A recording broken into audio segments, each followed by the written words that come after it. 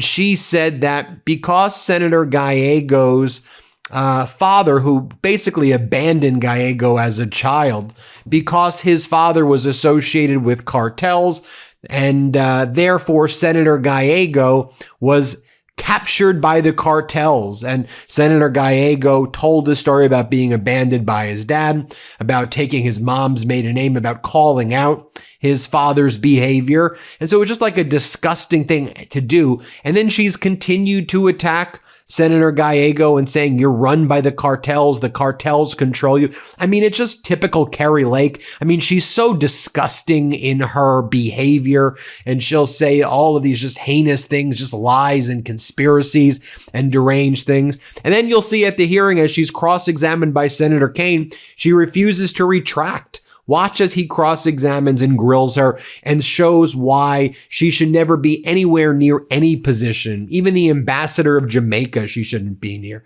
Here, play this clip. Ms. Lake accused one of our sitting colleagues of being controlled by the cartels. You had no evidence then, nor do you have any evidence now, that our colleague Senator Gallego is controlled by cartels, do you, Ms. Lake? Well, we provided the receipts. The father was a high-level drug trafficker, trafficking hundreds of thousands. You said that Ruben Gallego was controlled by the cartels. You provided no evidence. This was rated pants on fire, a lie.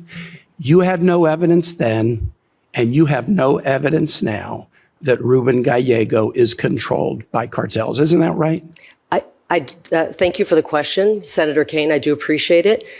I don't know, and I'm not here to do reputational control or reputational How about an apology to our colleague? If you made that claim he was controlled by cartels, and now you're saying you don't know what the facts are, then you're acknowledging that your charge was wrong. How about apologizing to our colleague? I don't believe my charge was wrong. Ruben Gallego's father is a high-level That's not the question I asked you. He was a felon. That's not the question. You asserted he was controlled by cartels. You had no evidence then. You have no evidence now. You're unwilling to admit it. And here's something that's even worse, Mr. Chair. That was during the heat of a campaign. Sometimes we say things during campaigns that we go too far. She's continued to repeat this as a sitting member of the Trump administration. A couple months ago, Ruben Gallego put out a tweet against the invasion of Venezuela. He didn't mention Ms. Lake. He just said he was against it. And she, at 2:35 in the morning, the following day responded, "You are a member of a Mexican cartel family. You are also a fraud. No one is surprised by your take." She's continuing to repeat a lie. She just told the committee she has no idea whether it's true or false, but she was glad to say it, and she won't retract it now. That should be disqualifying. Mr. Segar, I got a question for you. Then you had Democratic Senator Chris Murphy from the great state of Connecticut cross-examining Kari Lake about getting rid of critical transmitters and getting rid of kind of critical technology based in Kuwait that could have been utilized in order to provide information to individuals in Iran in January, and thereafter. And on something as important as this, he also catches her lying under oath and basically committing perjury. Here, play this clip. There was this very specific issue where staff were requesting access to U.S. transmitters in Kuwait that were necessary in order to broadcast into Iran. And you denied them access. Donald Trump interview I had done. And in some ways, I felt it was unfair to Trump because, for example, they were fond of quoting that Donald Trump had said something to the effect that STDs were his personal Vietnam. But really, it was in a very joking scenario. He was not comparing his life to a Vietnam vet. It was ha, ha, ha, and this and that. But when journalists took it and made it serious, I thought it was a little bit unfair. Having said that, though, here is a sentence in Donald Trump's own voice about his own wife, describing her the way a man might describe a piece of real estate he closed on for a good price. A sentence that requires no outside commentator to interpret, no partisan framing to land, because it is simply Trump speaking freely on tape for over 2 decades. I let her do advertising down there because I got her for the right price, Howard. That is Trump discussing Melania Trump, his own wife, the future First Lady of the United States, appearing on a New York City billboard advertisement, framing the entire arrangement not as pride in his partner's career, but as a business transaction he'd negotiated shrewdly. That single sentence is one small piece of an enormous, entirely real, fully documented archive. 15 hours, 35 separate interviews, over 104,000 words, recorded across more than 2 decades on The Howard Stern Show, in which Donald Trump discussed his marriage, his wife's body, his daughter's love life, and his own sexual history, with a candor that no political opponent, no late-night comedian, and no congressional hearing could ever have extracted from him. Welcome to USA Press. Tonight, we are not chasing a viral clip or a fabricated cease and desist letter. We are going straight to the primary source, the actual archive, verified and reported by Newsweek, Roll Call, and Stylist, built from audio files an anonymous source handed over to the research site factba.say in 2017. And we're laying out, in full, exactly what Donald Trump said about his own marriage in his own words over more than 2 decades of radio conversation. And we're closing with the latest on Iran, because things have escalated to a genuinely alarming degree in just the past few days. Let's get into it. Let's start with the scale of this archive, because the sheer size of it is what makes it so different from a single embarrassing soundbite. In September of 2017, an anonymous person sent Dropbox files containing 35 full and unique Trump-Stern interviews to the political research website factba.say, whose developers had spent months publicly requesting these recordings from Stern fan communities and Reddit threads after realizing no comprehensive archive existed anywhere online. Roll Call, one of the outlets that helped verify and catalog the material, documented that the interviews span from May 8th, 1993. And when my staff asked questions about these actions and invited you to meet with them, you refused to meet, and you subsequently directed your team to stop all communications with my staff on this committee. So help me understand how we're going to be able to trust you to respond to Congress concerns if you're confirmed as ambassador to Jamaica, if what you've done to date is to stonewall questions that I have on behalf of this committee. Thank you, Ranking Member Shaheen, for the question. I appreciate your concern for the agency. It's an important agency. And as I said to the chairman, I'm really proud of the work that we are doing there. We have made ourselves available to your team. I was really happy to be able to meet with your team. I see some of them behind you right now, from your Western Hemisphere expert to Naz and Amy and Mike and Mark. They were incredibly kind and had a lot of questions about USAGM. It's a difficult task to bring an agency to statutory minimum, and I leaned heavily on career civil servants who were at the agency to help figure out what that meant. And we're actually operating at a higher level than what they suggested. I think that we needed more people to do the job, and we're working really hard to make sure we continue to be efficient. If we have not been forthcoming with our time with your committee, I will apologize for that. I know that many members of our team have met with your staff, and I can think of 3 or 4 times that we've met with them already. And if that wasn't enough, then we can work to continue our open dialogue. I know that we have reached out recently and said, where can we find some common ground here on what you need so that we're providing it in a timely fashion, and we haven't heard back. I did say that I would make myself available to meet with you, and then never got a response from your team if that was open in your schedule. If you didn't hear back from us, I'm sorry that happened. I hope you will commit to provide this committee any information that's requested if you're confirmed. Yes, I will. Donald Trump just blew up the peace talks taking place in Switzerland before they even began. He's destroyed any chance of these negotiations succeeding. He started to attack the Iranian leadership who was there to negotiate by saying he was going to kill them before they returned to Iran. He then said that the United States would take over the Strait of Hormuz and start charging a toll. This caused the Iranian leadership that was in Switzerland to lodge a formal protest against the United States. Iran made it very clear they will not be talking about the nuclear file at all at these discussions in Switzerland. Iran will only be discussing how the United States intends to restrain Israel to implement a full ceasefire in Lebanon as required by Article 1 of the Memorandum of Understanding, and to release all sanctions and provide all necessary waivers to Iran.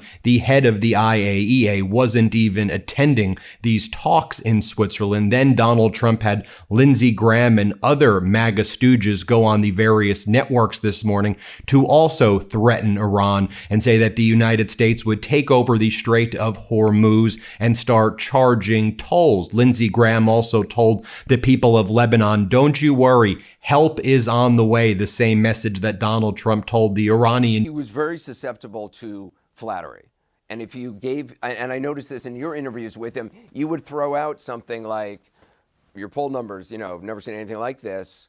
And well, it's a definite technique. It washes over him. Yes, it's a technique. It always starts out, notice I call him in every interview, Mr. Trump. Now, this is before he was president, Mr. Trump. That's intentional. Oh, absolutely. Someone had asked me, said, why do you call him Mr. Trump? I said, because it loosens him up. He feels respected. He feels good about himself. Now he's going to roll. He's going to open up to me. When you step back, this whole story is just peak modern politics. A friendship that worked perfectly fine in the wild world of entertainment completely fell apart under the pressure of the White House. You think he's the same person that you interviewed now? Yeah, I do. I think he's the same exact person. When I know of Donald and his relationship with his father, it sounds traumatic. It sounds like the father was very domineering. The father expected a lot of him. And the father, I don't know, there was military school. You read these drips and drabs and you go, wow, I can assure you he's been traumatized because, Donald. Recorded before Tiffany or Barron Trump were even born, when Eric was 9 years old, Ivanka was 12, and Don Jr. was 16, just after Trump's divorce from his first wife, Ivana. All the way through August 25th, 2015, just 2 months after Trump announced his presidential campaign. That is 22 years of a single man on a single radio program talking with remarkable consistency about the same handful of subjects, which celebrities he found attractive, the intimate details of his marriages, and his own business acumen in negotiating those relationships. Newsweek's own reporting, after being given early access to search the archive, confirmed that Trump has spoken to Howard Stern more than to any other single journalist or media personality in his entire public life. More than Sean Hannity, more than Bill O'Reilly, more than Chris Matthews, more than Larry King. Stern was not a hostile interviewer extracting reluctant confessions. He was, by Trump's own admission on air, someone he considered a friend, someone he called into voluntarily, again and again, for over 2 decades. Now let's get into the specific material about Melania, because this is where the archive becomes genuinely uncomfortable reading, even setting aside any political lens entirely. In a 1999 recording discussing intimate details of his first night together with Melania, at the time still Melania Naus, not yet his wife, Trump told Stern that other supermodels considered her the most beautiful among them, before adding, with startling candor, "I didn't do well with her the first time. It was not working." Stylists reporting on the archive noted that in a 2005 recording, when Melania was 5 months pregnant with their son Barron, Stern actively encouraged Trump to discuss her changing pregnant body on air, and Trump obliged, describing her figure at the time as looking like a blimp, though he reassured Stern she wouldn't take long to spring back into shape afterward. When Stern remarked that the final months of pregnancy are a girl's worst enemy for weight gain, Trump responded with an extended riff about pregnant women in general, describing some as having become horror for the rest of their lives after gaining what he estimated at like 250 pounds, calling it a disaster, before noting that a smaller number of women managed to spring right back. This is Donald Trump discussing his own pregnant wife's body in the specific, evaluative language of a man rating livestock rather than describing a partner carrying his child. And then there is the Billboard exchange, the sentence we opened this entire report with, because it deserves to be understood in its complete, unedited context. Iran's been given a hero's welcome in Mexico and how poorly they're being treated, the Iranian team here in the United States, by the Trump government. The people are showing love and the people are showing respect, but how the Trump government is constantly attacking the Iranian soccer team, or if you're internationally, football team, like no one on the right wing is reporting about it. And so I compare how the right wing's doing it, how the left wing's doing it, how the center is doing it, so I can just give you objective facts. That's why Ground News has a dedicated blind spot feed. It's a personal favorite of mine, which highlights how different types of media are reporting on things. By the way, I believe in Ground News so much, I'm going to offer you 40% off the same Vantage plan that I use for my research. So just go click the link in the description or go to ground.news/MTN or scan the QR code up here. It's one of the biggest discounts they've ever offered. If you want to support this channel and get a clearer understanding of the world, try out Ground News. I want to get back to the reporting here as well, because I want to contrast what I showed you in the first half of this video to what J.D. Vance has been saying right now. So J.D. Vance, after the Iranian delegation naturally refused to shake his hand or take photo ops with him and Witkoff and Kushner, as Donald Trump is threatening to kill them, J.D. Vance says, the opening of the Strait of Hormuz and the ending of Iran's nuclear program, these things have already been accomplished. Really? Because the Strait of Hormuz is closed right now. And Iran has also made clear its weapons-grade nuclear program they will phase out, which they claim we never wanted that in the first place. But they are going to enrich. They're just going to downgrade and blend. You should go and read the JCPOA, JD. Here, play this clip of JD. Diplomatic resolution to a host of issues that matter to the American people, but I think the world. The opening of the Strait of Hormuz, the ending of the Iranian nuclear program, all of these things have already been accomplished. The question before us now is how much more can we accomplish together? Can we turn over a new leaf? Can we change relations in the Middle East permanently? Or do we go back to doing things the old way, which is not our preference, but is certainly very much something that can't happen. Then J.D. Vance said, what we're really trying to do here is transform the Middle East. Iran has been a driver of regional instabilities. You think this is a good way to negotiate, J.D.? To show up there begging, then say that Iran has been the main regional instability there? You think that's a good way? Now you want to promote peace this way? Okay. Great work, JD. Off to a wonderful start. Here, play this clip. Diplomatic resolution to a host of issues that matter to the American people, but I think the world. The opening of the Strait of Hormuz, the ending of the Iranian nuclear program, all of these things have already been accomplished. The question before us now is how much more can we accomplish together? Can we turn over a new leaf? Can we change relations in the Middle East?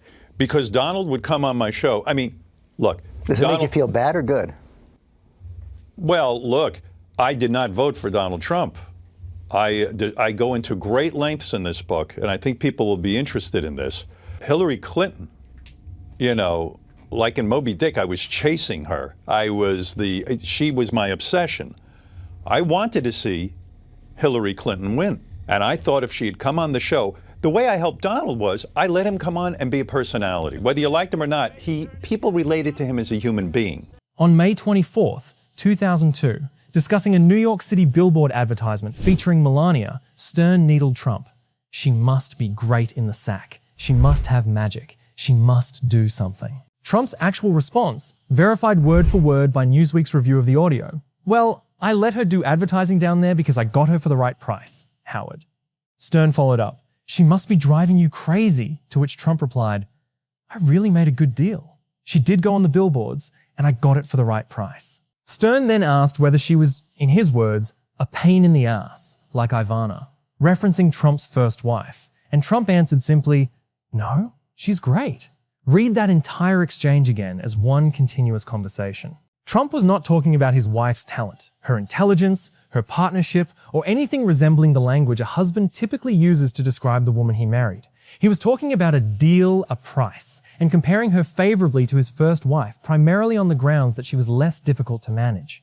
This is, in Trump's own recorded words, exactly how he described his own marriage to the woman who would become First Lady of the United States.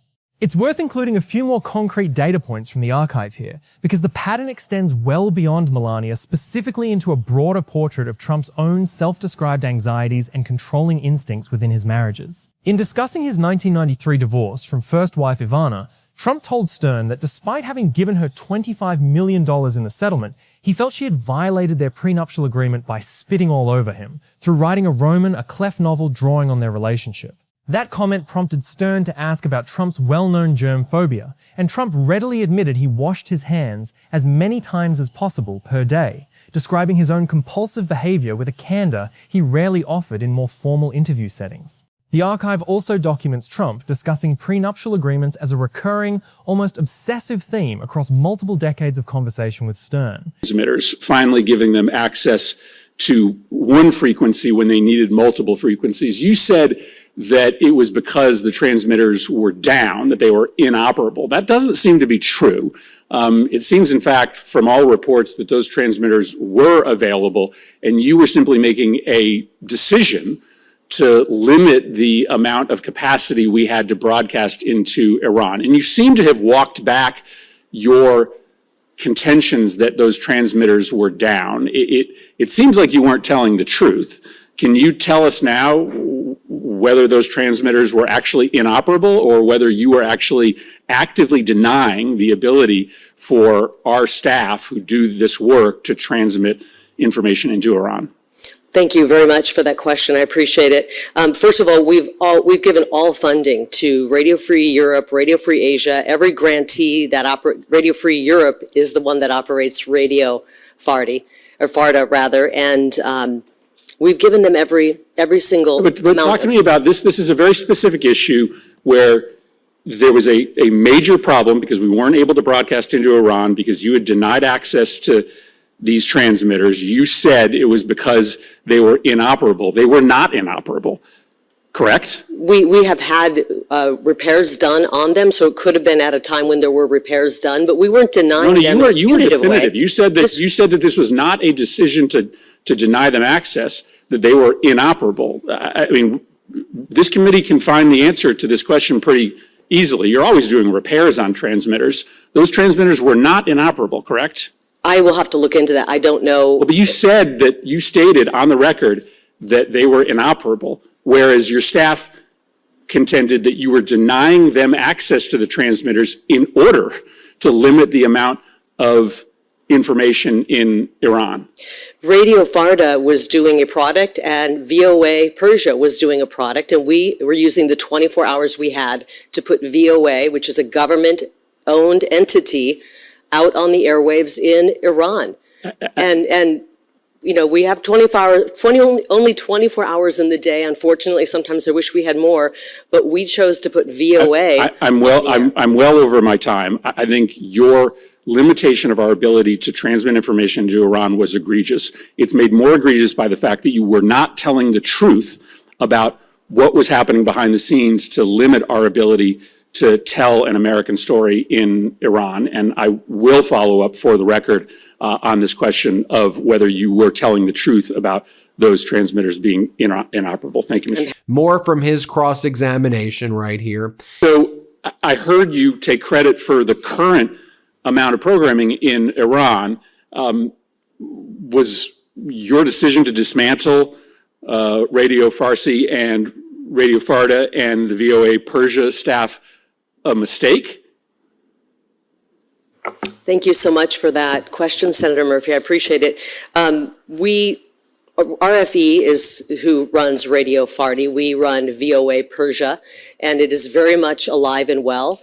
We had great coverage. We went into surge mode when the attack happened, and we immediately brought in a huge team of folks to cover it. We actually covered the president's speech live with live translation so that the people of Iran could hear what was happening. But just really clearly, I'm not asking you to tell me what is happening now, and what I'm asking you, why did you fire?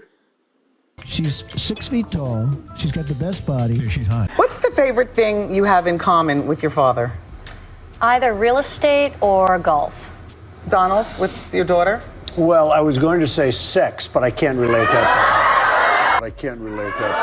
treating the legal architecture protecting his wealth from his marriages as a subject worthy of the same detailed, satisfied discussion he applied to real estate deals. If you're finding this archive as revealing as we do, hit that like button right now and subscribe to USA Press, because this is exactly the kind of primary source, receipts-first breakdown we live for. We're not repeating a rumor. We're quoting the actual recordings, verified by Newsweek, Roll Call, and Stylist. Share this with someone who needs to hear Trump's own words rather than someone else's summary of them. It's worth noting that the archive's original 2017 release happened to coincide with the publication of a separate, unrelated book called The Dangerous Case of Donald Trump, in which 27 psychiatrists and mental health professionals offered their own remote clinical assessments of Trump's public behavior. Two of those contributors, psychologists Rosemary Sword and Philip Lombardo, characterized what they observed in Trump's documented conduct as signs of unbridled and extreme present hedonism, a pattern they connected to arrested emotional development stemming from childhood trauma.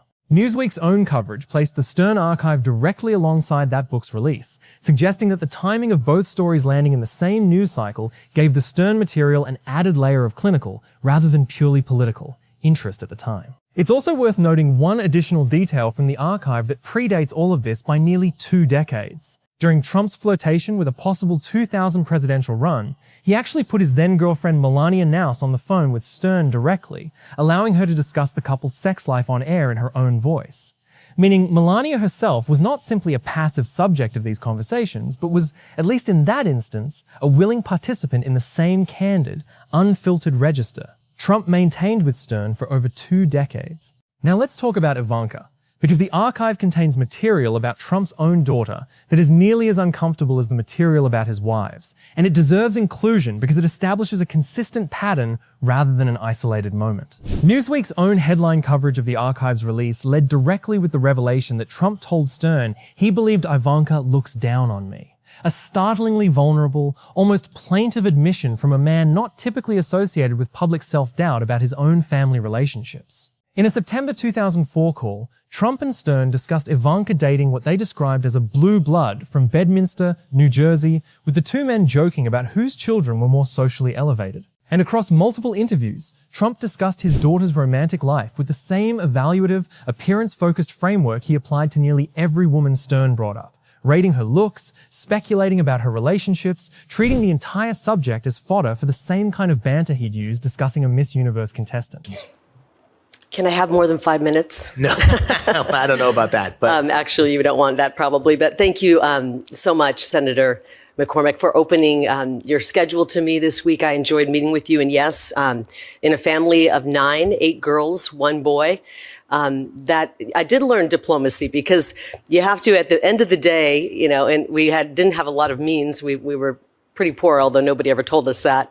We had to hop in bed and sleep with our sisters. You know, we didn't have enough bedrooms. So you didn't want to take that fight or disagreement all that way to the next day. So I'm so honored to have grown up in a big family. Thank you very much. I felt that I ran incredible campaigns with the grassroots of Arizona firmly behind me. And I'm very proud of the way that I conducted myself and the way we ran those campaigns. As a newcomer to politics, you know, I thought that this country was set up where an outsider could step into politics, but then I realized that sometimes the political class doesn't want the outsiders, but that's okay. It was a great learning experience. You know, I fought for fair and free elections in the courts for the people of Arizona, and I'm glad that the president is going to continue fighting for fair and free elections. I'm looking to the future, and what I want to do is to hone my skills. I want to take everything I've learned thus far and work at being the best diplomat and ambassador that the U.S. has ever sent to Jamaica, and I'm looking forward to that. And then she was questioned by Jeanne Shaheen. And Jeanne Shaheen, Senator Shaheen from New Hampshire, I mean, she lays out the case against Kari Lake and Kari Lake's behavior. But then I just think that she kind of lets Kari Lake just go and ramble. I mean, I guess we can see that Kari Lake is, you know, just beyond unqualified for anything. I mean, she should not be an ambassador to Jamaica. I mean, we shouldn't be rewarding these frauds. I'll let you judge this one for yourself. Let's play it. You destroyed the Farsi language broadcasting ahead of President Trump's war in Iran. You cut the Spanish language services ahead of the administration's action in Venezuela. You put over 2,000 employees on leave, paying them not to do anything, for months. And when my staff asked how much that cost taxpayers, you had no idea. Well, we know that keeping those personnel out of office and on administrative leave has cost American taxpayers $139.7 million. An independent audit found that your interpretation of the so-called statutory minimum standard on staffing caused the agency to violate the law. It's worth noting that the archive also documents Trump admitting he has groped Melania in public, a phrase Newsweek's own reporting flagged directly in its headline, drawn from Trump's own words on the recordings rather than any outside characterization. It's worth briefly noting some of the archive's stranger, more tangential material as well, because it rounds out the full portrait of just how unfiltered these conversations actually were across 2 decades. Newsweek's reporting also flagged a moment in which Trump, discussing counterterrorism strategy in the aftermath of 9/11s, suggested to Stern that deploying sleeping gas on commercial airplanes could serve as an effective deterrent against hijackers. A genuinely strange policy musing to surface in the middle of an otherwise gossip-focused radio interview, but one that fits the broader pattern of Trump. Treating Stern's show as a space for genuinely unguarded, stream of consciousness, thinking on virtually any subject that came up, whether personal, sexual, or geopolitical. Let's also cover the broader pattern of how Trump discussed women generally throughout these interviews, because Melania's treatment did not exist in isolation. It was part of a consistent, decades-long habit that Trump displayed with essentially every woman Stern asked him about. Stylist reporting documented Trump agreeing enthusiastically when Stern suggested a television show where Trump simply judged women's looks might be the best idea of all. Trump discussed Angelina Jolie, Anne Hathaway, and Jessica Chastain in similarly transactional appearance-first terms. Of Hathaway, who lived in Trump Tower, he reportedly said, "I like all people that live in my building. Anybody that lives in my building, even if they're really unattractive, I consider them to be beautiful. I wasn't a fan at all, but she's grown on me." Of Chastain, his assessment was blunter still. "She's certainly not. She's not hot." When Stern asked directly whether Trump had banged some of the greatest beauties on the planet, Trump's reply, according to the Washington Post's own review of the same material, was simply, "True. Some of the greats in history." This is the conversational register Trump maintained, consistently, across more than 2 decades, with the same interviewer, discussing his own wife in precisely the same tone he used for celebrities he'd never met. Panicking around the room, the Strait of Hormuz is closed. We're about to hit tank bottom on oil, and he's out there cursing to a Fox host. Here, play this clip. An important point here is what the president is leaving on the table as it relates to the Strait of Hormuz. He says, "We may take over the strait if we have to. I'll blow the S out of them." Then Donald Trump said, "You know this deal, this MOU, it's not even a deal at all. You see, it's an option. And after 60 days, I think I'm just going to go and return to blow the shit up out of them." This is what Donald Trump is saying this morning. And by the way, the optics of what's going on in Switzerland tells a very different story right now about the weakness of the United States. But let's play this clip. And also, President Trump talked about the broader memorandum of understanding, indicating this is just a ceasefire extension. This is not the final deal with the Iranian regime. And the president says he holds the cards and maintains a variety of options if the Iranians don't make these serious commitments at the negotiating table. He said, "I have a 60-day option, and I can do whatever I want after that option." So again, President Trump... Then, pursuant to the Memorandum of Understanding, Iran is not required to completely give up enriched uranium. The MOU, if you want to look at the provision, specifically paragraph 8, talks about down blending, which, by the way, was in the JCPOA, although the JCPOA had enforcement mechanisms. So naturally, Iran's president, Pezeshkian, says we're not going to give up our right to enrichment.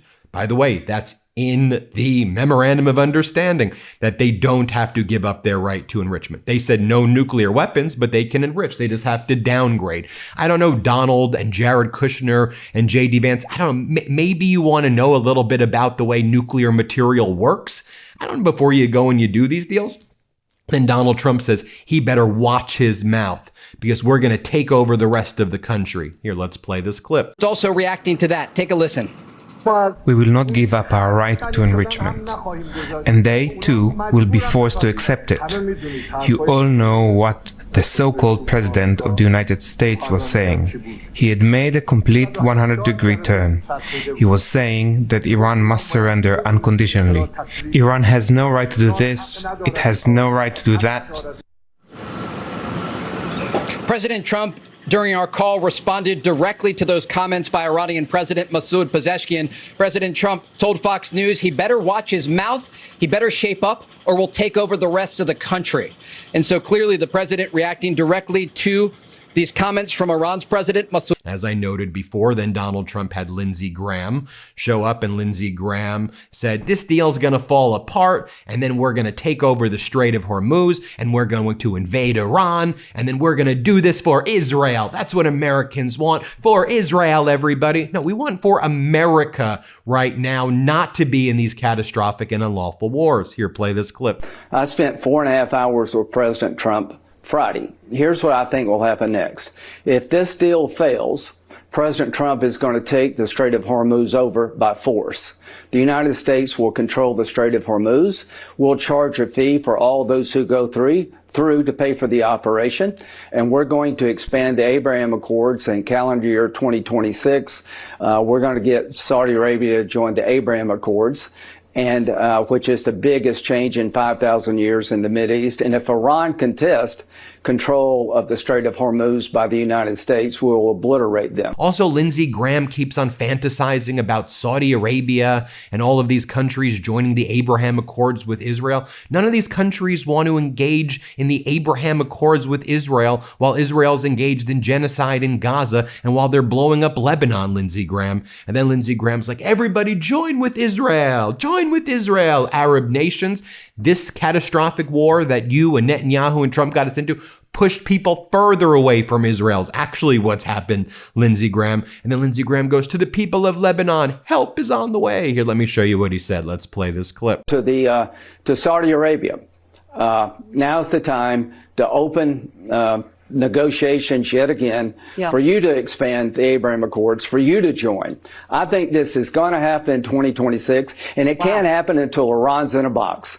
If we get a deal, Iran will be in a box. If we don't get a deal, Iran will be in a box. And it's worth noting the sheer breadth of women Trump discussed and rated across this archive, because the pattern was not limited to one or two isolated remarks. It was a running, recurring feature of nearly every single appearance. Across various interviews spanning the full 2-decade period, Trump offered Stern his personal rankings and commentary on Angelina Jolie, Jennifer Aniston, Princess Diana, Michelle Pfeiffer, Cameron Diaz, Julia Roberts, Cindy Crawford, Mariah Carey, and Gwyneth Paltrow, among many others, treating the exercise as a recurring bit the two men returned to across years of conversation rather than a one-time lapse in judgment. He also discussed at length his general physical preferences, telling Stern at one point that hair is my thing as a defining criterion in his assessments, the same offhand, checklist-style approach he applied when evaluating Miss Universe contestants during the years he owned that pageant. Now, it's worth being fair and complete here, because Howard Stern himself has publicly pushed back on how some of this material gets used, and a thorough accounting has to include his own perspective.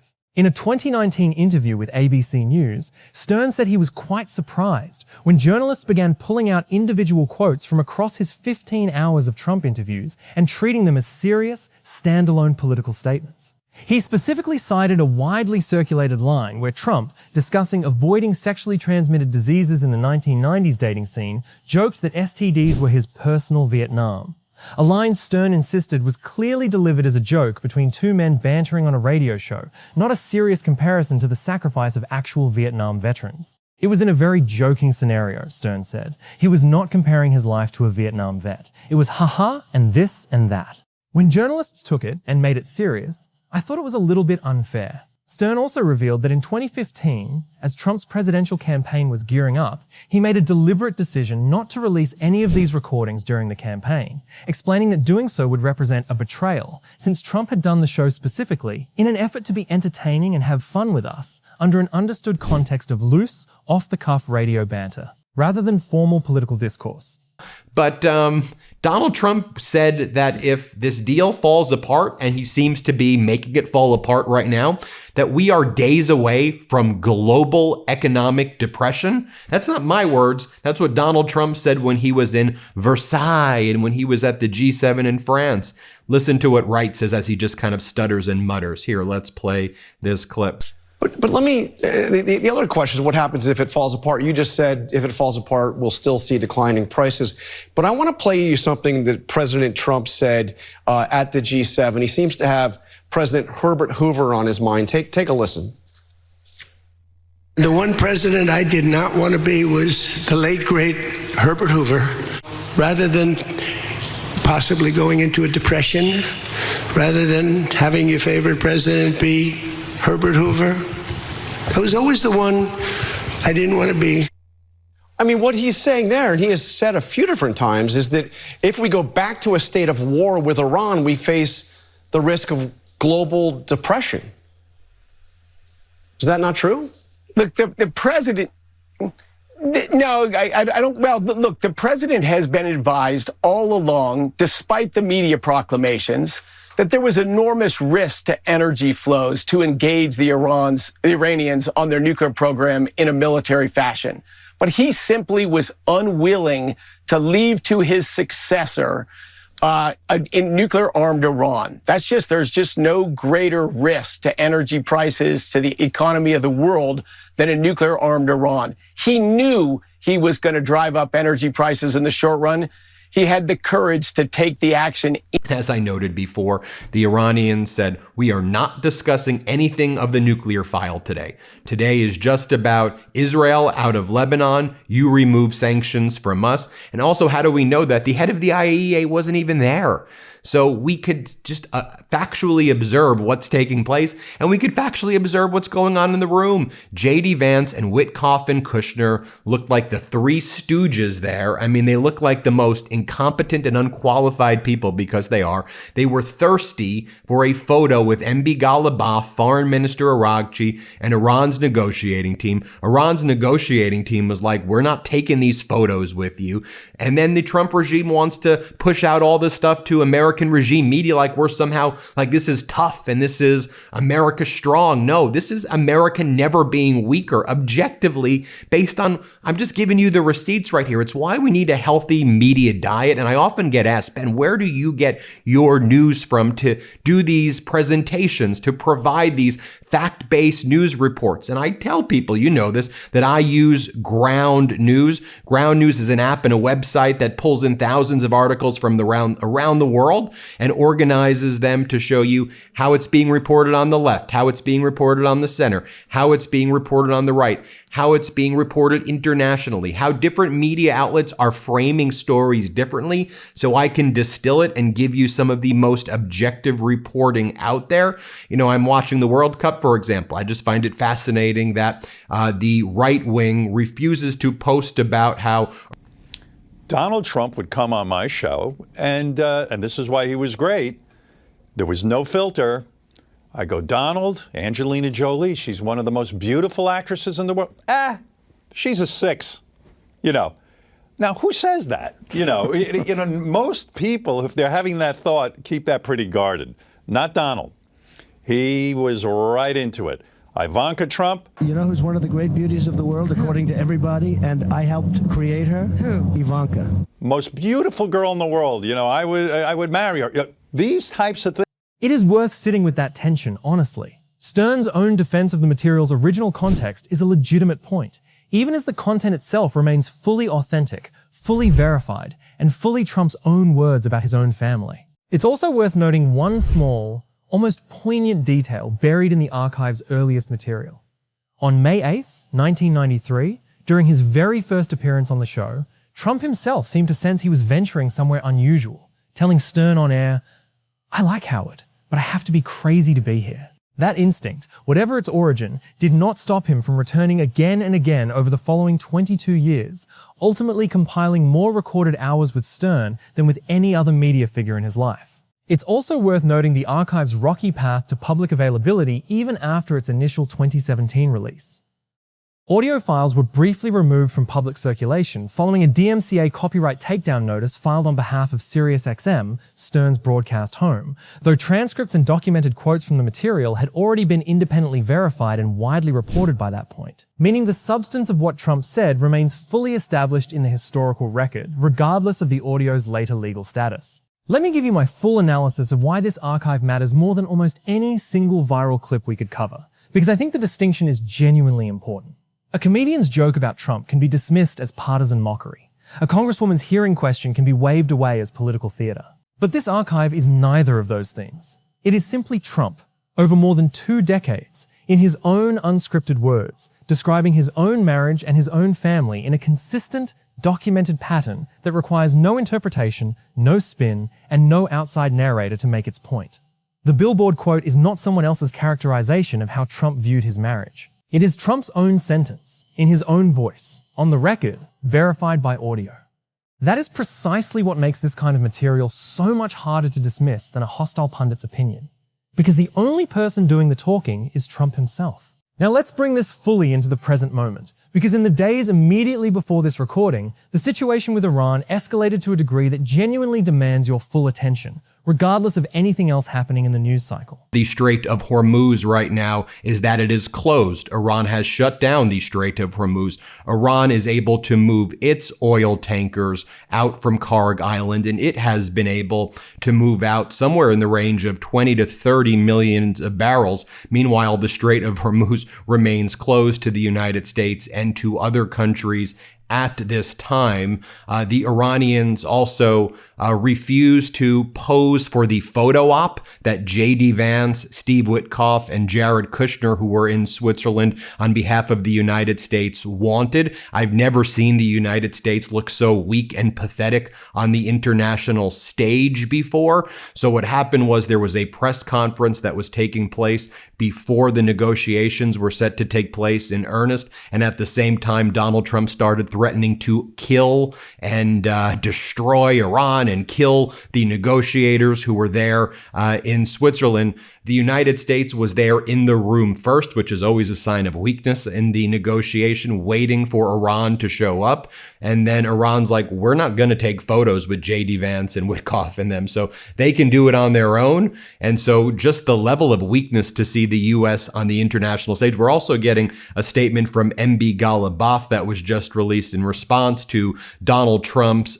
threats to kill him and to kill the entire Iranian negotiating team. Ghalibaf just wrote, "Don't they think to themselves that if their threats had any result, they wouldn't have reached today's desperation? We do not take the Americans' threats into account at all. It would be better for them to watch their statements carefully. Our armed forces are ready to respond to them in a different way.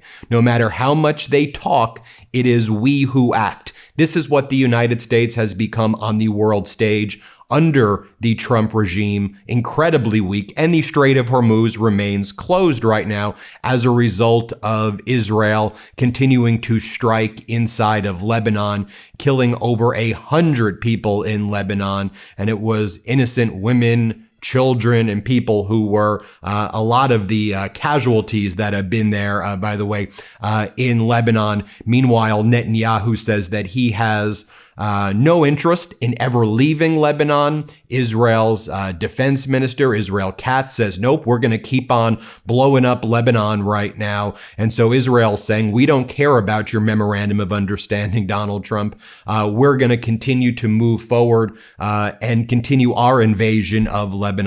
And here's what Donald Trump posted. Let's just go bring out the receipts. Trump writes, Iran must immediately stop their highly paid proxies in Lebanon from causing trouble. If they don't, we will hit Iran very hard again, just like we did last week, only harder. Donald J. Trump. This again, as the Strait of Hormuz is closed right now because of Israel strikes inside of Lebanon. And Donald Trump posted that right as the negotiations were supposed to take place in Switzerland. I mean, Donald Trump seems intent on causing a global depression, right, and destroying these negotiations. Donald Trump then called up state regime media, which calls itself Fox, and then Donald Trump told one of the Fox correspondents the following. He said, you close the Strait of Hormuz, you ain't gonna have a fucking country, Iran. You hear me? I mean, Donald Trump is so unhinged. Here's what he said. Let's play it. President Trump tells Fox News he spoke with Iranian officials overnight and said, you close it and you won't have a country. He went on to tell these officials, you won't even make it back to your effing country. Now, then Donald Trump told the Fox host, we're going to bomb the shit out of you. I'm going to blow the shit out of them. You understand? I mean, just think about Donald Trump. He's in Camp David right now, panicking around the room. The Strait of Hormuz is... Iran buried Supreme Leader Ayatollah Ali Khamenei this week, following a days-long funeral ceremony that carried his body to 5 separate cities across both Iran and Iraq, drawing what officials estimated could be between 15 and 20 million mourners, potentially the largest state funeral in the country's history. Khamenei was killed in the opening moments of the war on February 28th in a joint US-Israeli strike, and his son, Mojtaba Khamenei, has now been named his successor as supreme leader. Though remarkably, Mojtaba has not been seen publicly since the war began, with senior sources telling NBC News he suffered serious facial disfigurement and other injuries in the very same strike that killed his father. During the funeral processions, mourners repeatedly displayed posters and banners explicitly calling for Trump's killing, alongside similar calls targeting Israeli Prime Minister Benjamin Netanyahu. It's worth pausing on the sheer scale of that funeral for a moment, because a gathering of 15 to 20 million mourners would represent not just the largest state funeral in Iran's history, but one of the largest funeral gatherings ever recorded anywhere in the world, on a scale comparable to the funerals of figures like Ayatollah Khomeini himself in 1989. That scale matters because it underscores just how central Khamenei remained to Iranian national identity even after decades in power, and it helps explain why his son's succession and the open calls for revenge voiced throughout the ceremonies carry such genuine weight domestically within Iran regardless of how they're received internationally. Trump's response to those chants was about as far from measured diplomatic restraint as a sitting president's public statement can get. In a Truth Social post late Friday, he wrote, 1,000 missiles are locked and loaded and aimed at the Islamic Republic of Iran, with thousands of more to immediately follow should the Iranian government act on its threat, pronounced in many corners of the globe, to assassinate or attempt to assassinate the sitting President of the United States of America, in this case, Maine, he continued. Orders have already been given, and the US military is ready, willing, and able, for a 1-year period of time, subject to extension, to completely decimate and destroy all areas of Iran. Praise be-to Allah. That closing phrase, invoking the name of God in Arabic, in the middle of a threat to decimate and destroy an entire nation's civilian and military infrastructure. The complete and utter fraud that is Carrie Lake was cross-examined before the United States Senate this week. She was just nominated by Donald Trump to become the ambassador to Jamaica. This was after she was effectively fired by a federal judge because a federal judge declared her appointment by Donald Trump when she was running the USAGM, the United States Agency for Global Media, which oversees Voices of America. The judge deemed her appointment to be wholly unlawful because guess what? She was never actually appointed. She was put there by Donald Trump to be a senior advisor in early 2025. Then she took on an acting deputy CEO role. They made up a fake position for her. And then she engaged in mass layoffs at Voices of America, including the main Farsi channel right before or leading up to Donald Trump's invasion of Iran. So we were completely and utterly unprepared as well to have the kind of media support there. But a federal judge ultimately made the ruling that she was unlawfully appointed from the outset. In any event, all of her actions were deemed null and void, including her mass terminations of like all the people who worked at Voice of America and who worked at USAGM. I mean, she gutted the whole agency and she gutted everybody that worked there. So then what did Donald Trump do? Well, he appointed her to become the ambassador to Jamaica. So she shows up at this hearing before the United States Senate. I'm just going to let her appearance speak for itself. I don't know if she was taking a dip in the reflecting pool by Donald Trump, but in any event, here's how she began, and then I'm going to show you what the cross-exam looked like. Let's share with you what she looked like at this hearing. Let's play it. And third, advancing American economic interest. I will advocate for U.S. businesses' work to address trade barriers, such as Jamaica's long-standing restrictions on U.S. pork exports, and promote American investment, especially as Jamaica continues to rebuild. Then she was cross-examined by Democratic Senator Tim Kaine, and he cross-examined her about her disgusting conduct during the 2024 Senate campaign when she lost to now Senator Ruben Gallego in Arizona. And she's talking about, what are you doing? She's studying algebra. And, so what? And it was always embarrassing for me to walk in. It's too young. 30 is like a perfect age. Absolutely. She has enough life experience. Until she's 35. Too much life experience. What is it at 35, Howard? It's called checkout time. Has become something of a recurring rhetorical tick for Trump throughout this war, and it has drawn direct criticism from the Council on American-Islamic Relations, which characterized it as deranged mocking of Islam. The threat came after the Wall Street Journal reported that Israel had shared fresh, highly specific intelligence with the United States about an active assassination plot against Trump, and after Trump himself told reporters in Turkey earlier in the week, with a kind of grim resignation, "I'm number one on the kill list." Newly named Supreme Leader Mojtaba Khamenei responded to Trump's threat with his own vow of retaliation, issued, like all of his statements since taking the position, in writing rather than any public appearance. "We pledge to avenge the blood of the martyred leader and all the martyrs of these two wars from the criminal and disgraced killers," he wrote, adding that such vengeance is the will of our nation and must certainly be carried out. Meanwhile, the actual military and diplomatic situation on the ground remains genuinely chaotic. The interim ceasefire memorandum signed weeks earlier is buckling under continuous crossfire. US forces conducted new rounds of strikes this week, targeting more than 90 Iranian military sites, while Iran struck 3 commercial vessels transiting the Strait of Hormuz, prompting the US to shoot down an Iranian cruise missile and attack drone targeting those ships. Iran's Islamic Revolutionary Guard Corps has formally declared the Strait of Hormuz closed until further notice, in direct defiance of decades of international precedent treating the waterway as open international passage.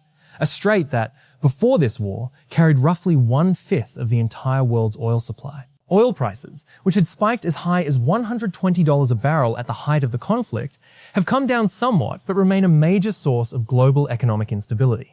What is happening now, and what I'm asking you, why did you fire or put on leave all of the VOA Persia staff? Why were we in a position where we had to reconstitute all of that? Do you concede that that was a mistake? I don't think it was a mistake. I think that we were bringing things to statutory minimum, which is what the executive order mandated for us to do, and we had a small staff, but the minute this happened, we immediately surged and brought more people in. They call it breaking news mode, and anybody who works in journalism understands that you have a kind of a homeostasis level, and then when news breaks, you jump in. So when this crisis passes, you will bring that staff back down to statutory minimums? No, I think we're always assessing and reassessing and making sure that we're running things smoothly. But I listen to the folks in VOA. I don't run VOA. I work at the agency level, and I listen to the professionals there to what they need. And I think I know there are people here in this room who work at VOA who would tell you that every single thing they have asked for, we have provided. Well, that's absolutely not true.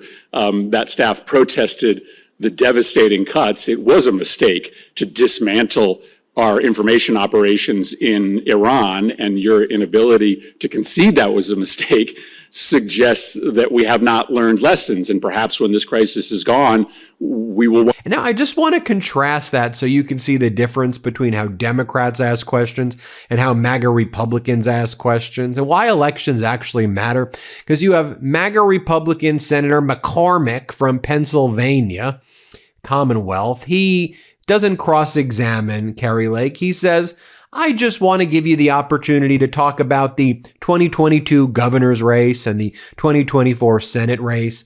You want to address that at all? And to be very clear, Kari Lake conducted herself so disgustingly during those races. Remember all the lies and conspiracies and lawsuits and frivolous behavior that she engaged in. And this is to me why these MAGAs are so disgusting, and why they're so despicable. Because he gives her this layup, and then she's like, I was just fighting for election integrity and security, and that's all we can ask for right now. And I mean, that's what Donald Trump is doing. Again, just this behavior. This shouldn't be a political party thing. You're a loser. You lost in 2022. You lost in 2024. You took on a fake position at a critical agency, at the U.S. Agency for Global Media, which oversees Voice of America. Then you proceeded to fire everybody. Your whole life legacy is just being horrific as a human being. Just watch what she does, though. Play this clip. So I'd like to just give you a minute to step back and give you the opportunity to speak in the case there's anything you'd like to address as it relates to your 2022 and 2024 elections. On my show, and this is why he was great. There was no filter. I go, Donald, Angelina Jolie, she's one of the most beautiful actresses in the world. She's a 6. Now who says that? Most people, if they're having that thought, keep that pretty guarded. Not Donald. He was right into it. I'll tell you the funniest is that I'll go backstage before a show. Yes. And everyone's getting dressed and ready and everything else. And, no men are anywhere. And I'm allowed to go in because I'm the owner of the pageant, and therefore I'm inspecting it. I'm inspecting. I want to make sure that like everything is good. You're there. Yeah, the dress. Is everyone okay? They're standing there with no clothes. Is everybody okay? And you see these incredible-looking women. Here is the deeper truth connecting both halves of tonight's report, and it is worth sitting with as we close. Donald Trump's own recorded words about his marriage reveal a man who, across more than 2 decades of unguarded conversation, consistently described the people closest to him: his wife, his daughter. In the same transactional, appearance-obsessed language he used for strangers and celebrities he'd never met. And the same rhetorical instincts are on full display in how he is currently managing one of the most volatile international crises of his presidency. Meeting threats with bigger threats, invoking religious language as punctuation for promises of destruction, treating an active assassination plot against his own life with the same performative bravado he brought to a radio bit about billboard advertising: rates. These are not 2 unrelated stories. They are the same man, in the same voice, across 3 decades, whether the subject is his wife's pregnancy weight or the fate of an entire nation. This is USA Press. If tonight's deep dive into the actual Stern archive, verified word for word, gave you something more substantial than the usual viral clip, hit that like button right now. It costs you 1 second, and it puts real primary source reporting in front of thousands more people who need it, especially in an information environment full of fabricated clickbait claiming things that never actually happened, when the real, documented record was sitting there in plain sight the entire time. Subscribe to USA Press and turn on notifications, because between the ongoing Iran crisis and whatever fresh material continues to surface from Trump's own extensive public record, this channel is not running out of things to cover anytime soon. Drop a comment and tell us, was the billboard right price quote, or the pregnancy blimp comment, the single most revealing thing in this entire archive? And do you think Trump's escalating rhetoric toward Iran this week makes a resolution more or less likely? We want to hear where you land. Stay sharp, stay informed, and remember, the most damning quotes about this man have always been the ones he said himself.